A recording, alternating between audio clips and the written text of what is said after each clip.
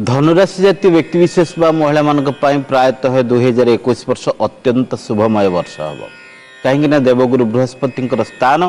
द्वितीय स्थान जो धन संपद सौभाग्य परिपूर्ण हम और कर्म क्षेत्र में सम्मानित सहित स्थानांतरित और पदोन्नतिर जोग देखादेव पारिवारिक सुख समृद्धि सहित विदेश यात्रा परिभ्रमण तीर्थाटन पूजा पार्वण आसर बेस जमाई वर्षटी प्रायतः हसखुशी काटिपारे और अधा गढ़ा कार्य पूरा हो पार गृह निर्माण और विशेषकर कौन सी जोड़ा गुप्त धन को अनुसंधान करी आपण ता उपरे किसी तथ्य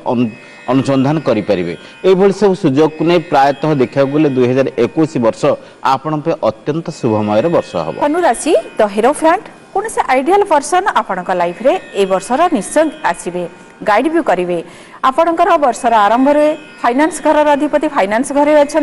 फाइनान्शियल स्ट्रांग होगापाई कि आपण महादेव को समीपत्र अर्पण करंतु आपणकर कैरियर को बहुत भल करने कि रेगुलर विष्णु सहस्र नाम पाठ करंतु विष्णु भगवान को पूजा करंतु आपणकर सिंबल होची धनु एक कौन सी मेटाल हो आपण ऑफिस रे रखंतु ता सहित आपणकर ए वर्ष बहुत भल हम जदि आपण पुरुष सूक्त एकादशी दिन पाठ करेंगे आपणकर ए वर्ष बहुत बाधा विघ्न दूर हम। धनुराशि व्यक्ति माने एसबू प्रतिकार को आपणे नेले निश्चित भाव में बहुत शुभ फल पाइबे। तेबे धनु लग्नर व्यक्तिविशेष मानक पई एही वर्ष की प्रकार फलाफल दब से विषय आमको कहिबे ज्योतिर्विद डॉक्टर निरंजन महापात्र। धनु लग्नर जात व्यक्ति माने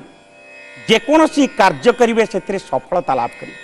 कारण एमानंकर लग्नाधिपति होती बृहस्पति एमाने धनी मानी ज्ञानी गुणी विवेकी परोपकारी मिष्टभाषी होता धनु लग्नर लग्नाधिपति बृहस्पति पंचमाधिपति मंगल नवमाधिपति होती रवि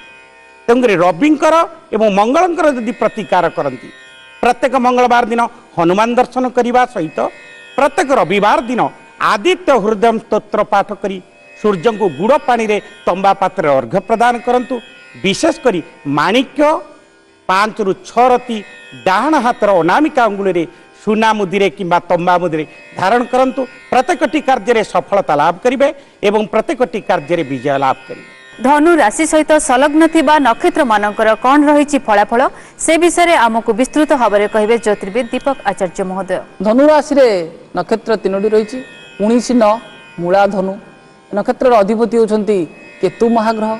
ए नक्षत्र जात व्यक्ति माने विशेषकर जो माने कर्म क्षेत्र में अच्छा कंट्राक्चुअल रही ए वर्ष से निश्चित भाव में जो कहती परमानेंट होबार निश्चित भाव